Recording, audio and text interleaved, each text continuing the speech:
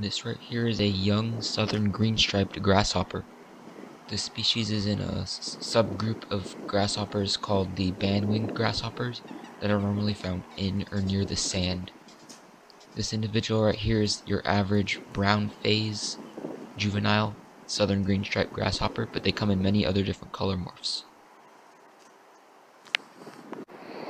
They can also come in a green color morph, much like this. Even though the juveniles of this species, the southern green-striped grasshopper, are so variable in coloration, they all share a distinctive body shape and structure that make this species easily identifiable. While this color morph is pretty rare, some southern green-striped grasshoppers can actually have hints of red or even be all red in coloration.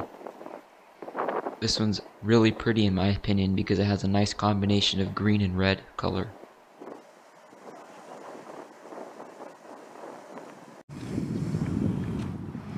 This is what an average fully grown southern green-striped grasshopper will look like though. You can see the green coloration on it, but most importantly is the fully developed wings, which is something that juveniles don't have. A distinctive identification factor of fully grown southern green-striped grasshoppers is that kind of V shape on the back that separates the green from the brown. This individual is a different species called the longhorned band-winged grasshopper. It's in the same family as the southern green-striped grasshopper, but you can see the antennae are actually pretty long for a band-winged grasshopper. Unlike the southern green-striped grasshopper, all of these individuals mainly have the same color pattern. And the best way to identify the species is not only the long antennae, but also that kind of triangle pattern in between the eyes. This right here is an adult longhorn bandwing grasshopper, and as you can see, the color pattern is basically the same as a juvenile. Still longer antennae than the average bandwing grasshopper, and that distinctive triangle pattern in between the two eyes on the top of the head. The only difference, just like southern green-striped grasshopper and most other grasshoppers, is the presence of long wings that extend past the abdomen's end. Now this is my first time filming this species in hand. This is called a seaside grasshopper. Out of the 3 species of band-winged grasshoppers that I've ever seen around this area, this is the least common of them, even though it's still a common species in Florida. This is a juvenile, but they carry the same marbled, kind of light gray color pattern to their adult stage too. And you can see this individual, as well as a lot of other individuals, have bright red legs too. Well, not exactly a grasshopper.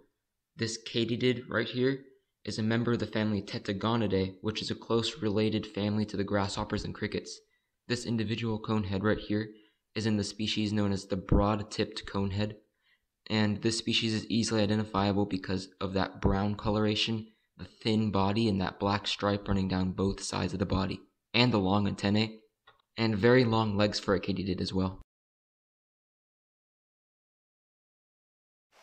Although it is in a different family known as the slant-faced grasshoppers, this short-winged green grasshopper is very similar to the southern green-striped grasshopper in that they come in many different color morphs.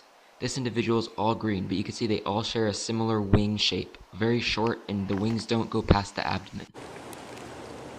Now this right here is one of Florida's largest species of grasshoppers called the American bird grasshopper.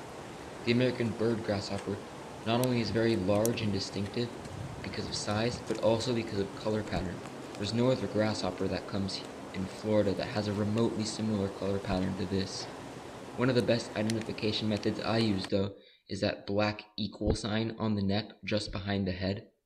Usually this species is pretty hard to catch, but this species was unfortunately missing one leg and couldn't jump away as fast for me as some other grasshoppers would, and I was able to get this guy off the side of a tree. You can see just how large it is in comparison to my hand.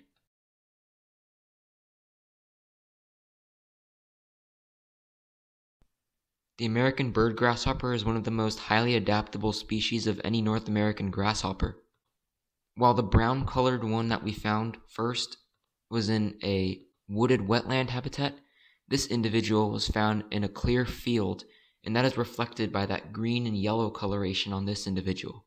Even though the coloration is very different, The overall patterning is still the same, and that black equal sign is still located on the thorax behind the eyes.